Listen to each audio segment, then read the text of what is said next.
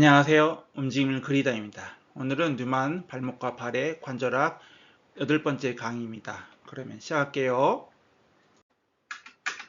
오늘의 강의의 내용은 발과 관계되는 관절의 구조와 기능에서 발, 허리, 발가락 관절에서 엄지발가락에 연루된 변형과 외상, 그 중에서 엄지발가락의 제한증, 엄지발가락의 가쪽 힘, 일명 무지외반증에 대해서 공부하겠습니다.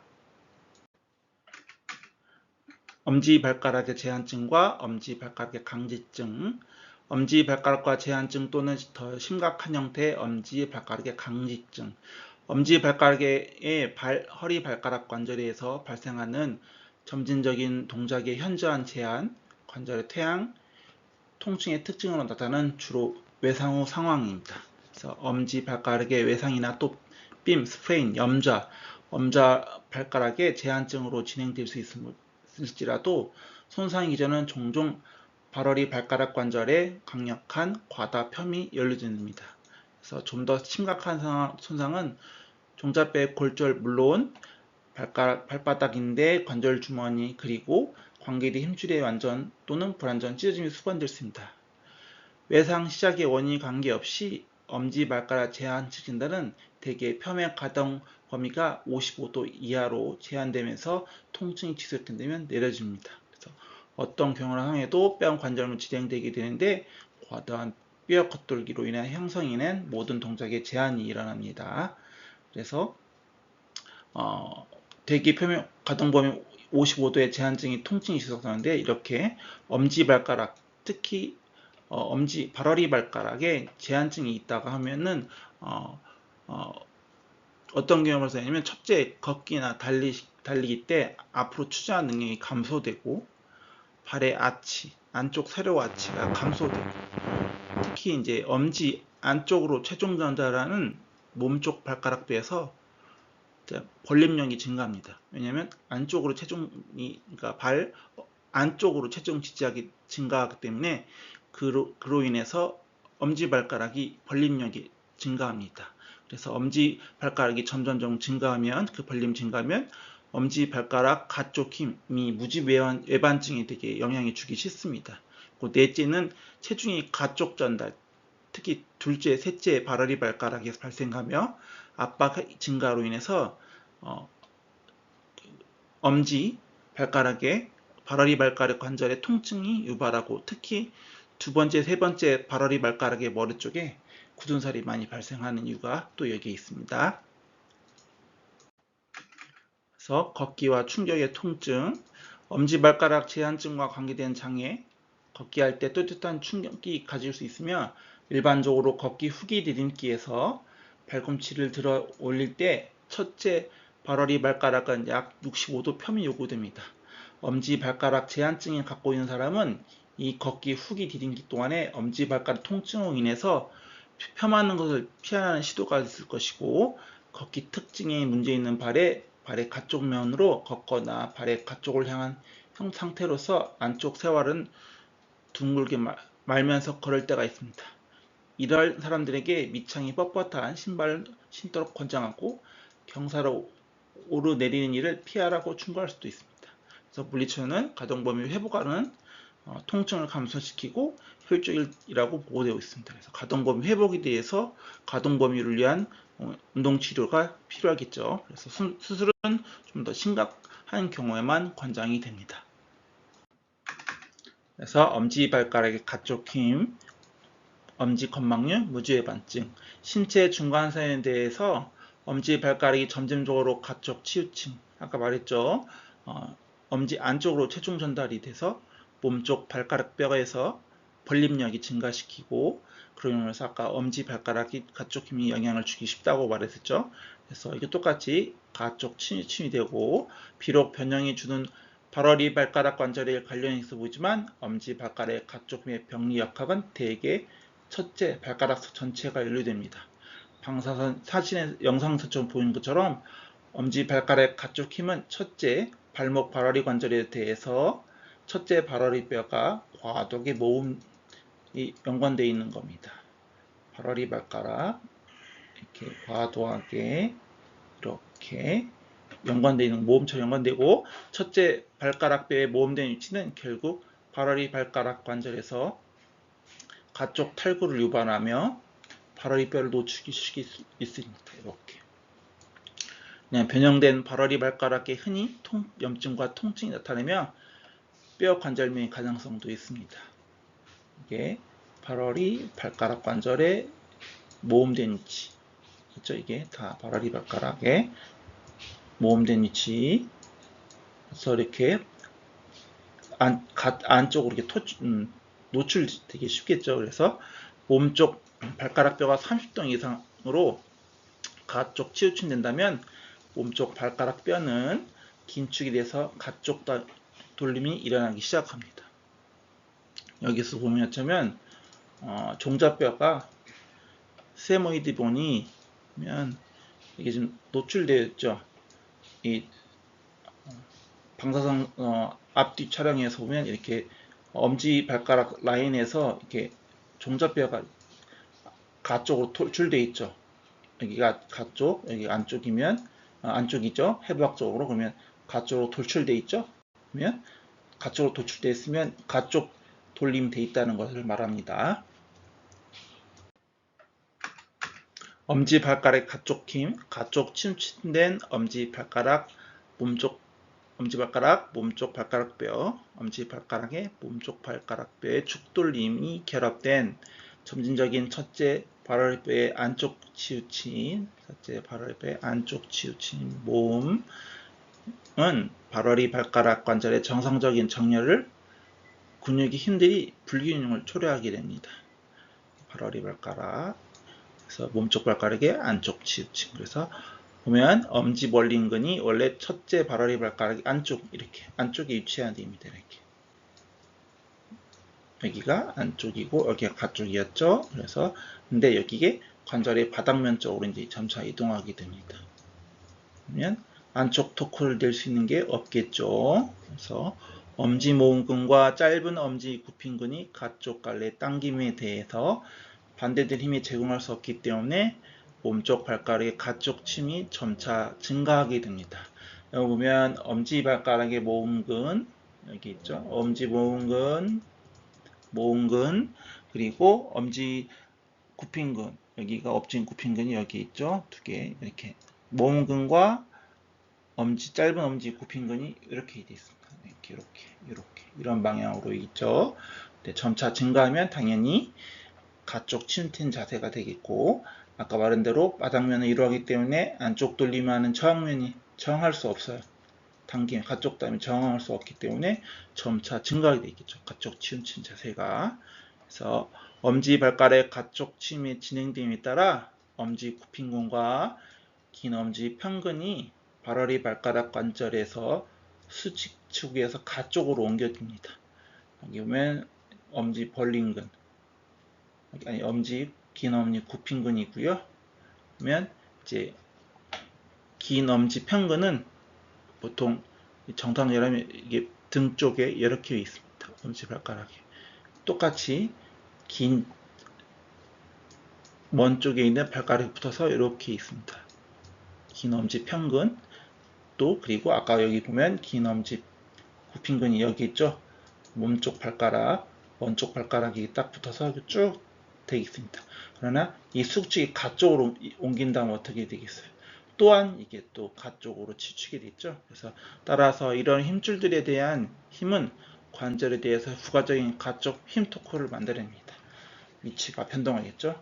아까 말한 대로 모든 엄지 모음근, 짧은 엄지 굽힌근 같이 이렇게 가쪽 치우침이 당기게 되고 아까 긴 엄지 발가락 굽힌근하고 여기 이렇게 긴 엄지 편근도 가쪽 수직축의 가쪽으로 옮겨진다면 당연히 가쪽 힘 토크가 더 많이 만들어지겠죠. 그러면 점진적으로 가쪽 힘이 엄지발가락 가쪽 힘이 더 유발되겠죠.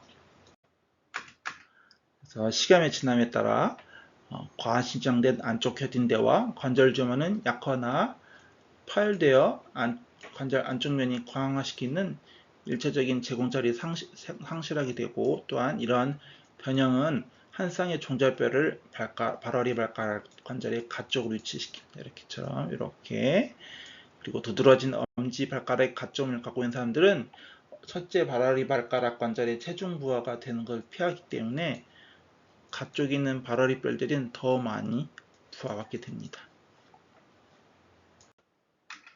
그래서 엄지발가락의 가쪽 힘, 두드러진 엄지발가락의 가쪽 힘의 병리역학은 첫째 발가락선의 지그재기와 같은 붕괴를 유발하는데 이것은 류마티스 관절염에 있는 손허리 손가락 관절에 있는 좌쪽 이동과 유사합니다. 그래서 비록 엄지발가락의 가쪽의 원인과 기본적인 병리역할 전체적으로 명확하지 않지만 몇몇 인자들이 병변이 시작이나 진행에 관련되어 있으며 이러한 인자의 일부로서 유전, 부적절한 신발, 다리의 비상적인 정렬, 발 대부의 과도한 바꾸비, 엎침 증후군, 엎친, 그다음에 이와 관련된 첫째 발가락살의 바닥부의 변경된 돌림축, 그다음에 아킬레 힘줄의 타이트함, 그러면 칼프 머슬의 타이트함도 관련이 있겠죠.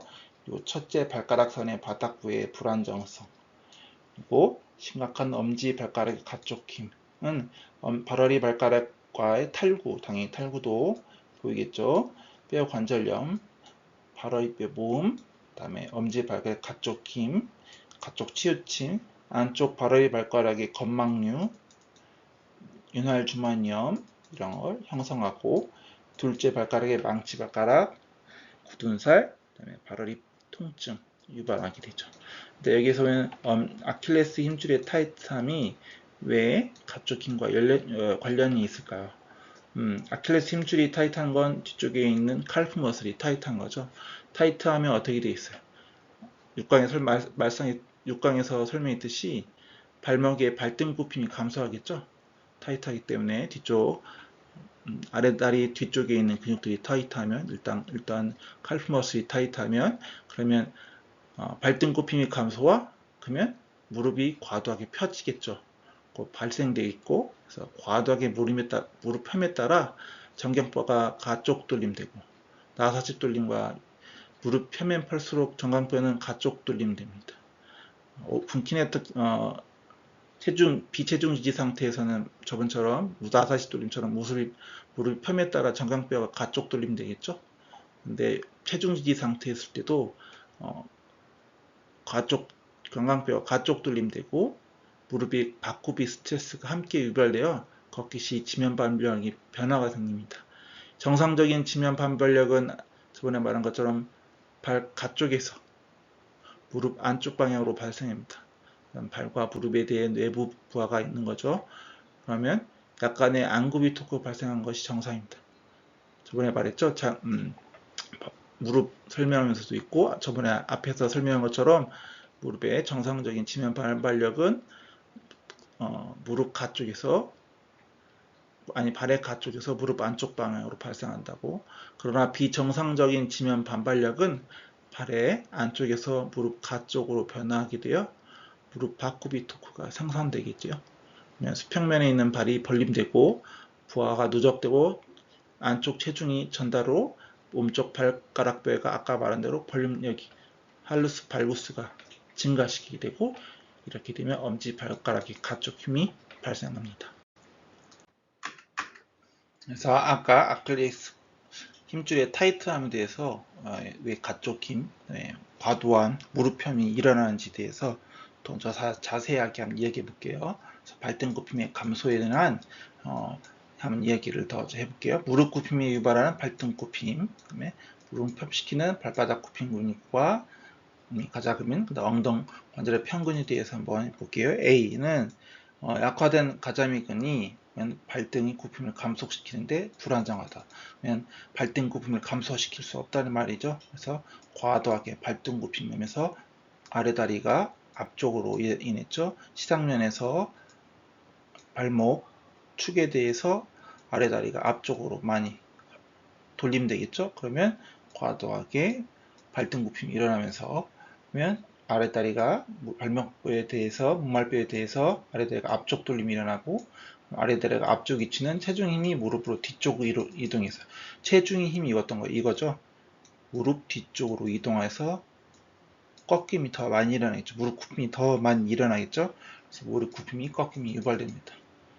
모멘텀이 더 길어져 가지고 체중에 의해서 하면서 무릎이 더 많이 꺾이게 돼 있죠. B는 이제 정상적인 가자기만의 정상적인 근력과 조절을 해서 발바닥 굽힘이 유발, 그러면 발등 굽힘이 감소하며, 그러면 발이 지면에 고정 상태에서 발바닥 굽힘은 아래다리 뒤쪽으로 이렇게 이동해서 이렇게 체중 중심선에서 뒤쪽으로 이동하겠죠. 이렇게 해서 뒤쪽으로 이동 돌림시켜서 무릎 편 상태를 가져옵니다. 무릎 편 상태가 조절된다는 것은 보면 정상적인 무릎 편이면은 체중선이 앞쪽으로 약간 위치하게 됩니다. 무릎 펴에 대해 무릎 돌림축에 대해서 체중 외부 부하죠. 외부에서 약간 앞쪽으로 축 앞쪽으로 이동하면 됩니다. 그러면 엉덩관절 편근육 수축으로, 그다음에 넙다리뼈는 약간 뒤쪽으로 이렇게 당김 되고 무릎 펴을 도와주겠죠. 그렇죠? 정상적으로 이렇게 축에 대해서 앞쪽으로 하면 그러면 무릎 펴시키는 데 도움이 되지만 또 근육도 최소한으로 사용하게 됩니다. 최소한의 근육 사용 요구도가 적어지겠죠. 왜냐면 체중으로 인해서 외부 부하로 인해서 무릎 펴이 유발되기 때문에 그만큼 넙다리 내갈래근, 대퇴 사두근 이런 근육들이 펴을 유발하면서 적게 사용하게 됩니다. 그래서 장기간 서 있을 수 있게 만들 수 있는 이유가 이렇게 체중이 무릎 펴을 유발시킵니다. 그러나 이제 여기서 우리가 좀 중요해 볼 거면 이제 아킬레 힘줄이 과도하게 힘줄이 이제 칼프머슬이 과도하게 타이트하거나 뻣뻣함 인해서 발등 굽힘이 감소하죠. 그럼 어떻게 될 걸까요? 그러면 이 무릎 펴이 과도하게 증가하겠죠. 그러면 무릎 펴이 과도하게 이렇게 무릎이 여기 있느냐 위쪽으로 뒤쪽으로 와서 이렇게 되겠죠. 네? 발등 굽힘이 이제 감소하고 발바닥 굽힘이 더 증가하고, 그래서 체중 부분에 의해서 무릎이 돌림축에서 돌림축에 대해서 체중으로 인한 매부 부하가 중심선이 무릎 앞쪽으로 과도하게 이동하겠죠. 이렇게 무릎 여기 있죠. 그러면 모멘텀이 얼마나 많이 길어지겠죠. 여기와 사이 거리가 외부 토크로 인한 무릎 펴이 발생하고 점점 이런 자세가 고착화되고 백리가 유발되죠. 백리가 이어지면 자세가 지속된다면 중력이 대신 무릎 펴을 유발하겠죠. 더 많이. 그러면 무릎 펴주는 넙다리 내갈래근, 대퇴사두근이 사용량이 급격히 줄어들겠죠. 그럼 어떻게 되겠어요? 사용이 줄어들수록 근육은 어떻게 됐어요? 약화되죠. 그래서 약화되면서 이게 사용하기 힘들면서 백리가 유발됩니다. 그러면 이런 사람들을 어떤 직업이 있냐면 오랫동안 서 있는 사람, 종사자가 백리가 많이 유발되는 이유도 이런 이유도 있습니다. 그래서 이런 유도가 또 있고, 그다음에 체중이 또 과도하게 체중이 많이 증가하면 이렇게 백리도 많이 유발됩니다. 그래서 체중도 많이 관련되어 있습니다. 오늘 강의는 여기까지고요. 다음 강의는 이제 발가락 뼈 사이 관절, 그다음에 걷기 후기 디딤 동안에 발 앞부에 있는 관절의 작용에 대해서 공부하겠습니다. 시청해 주셔서 감사하고요. 다음에 또 봬요. 안녕.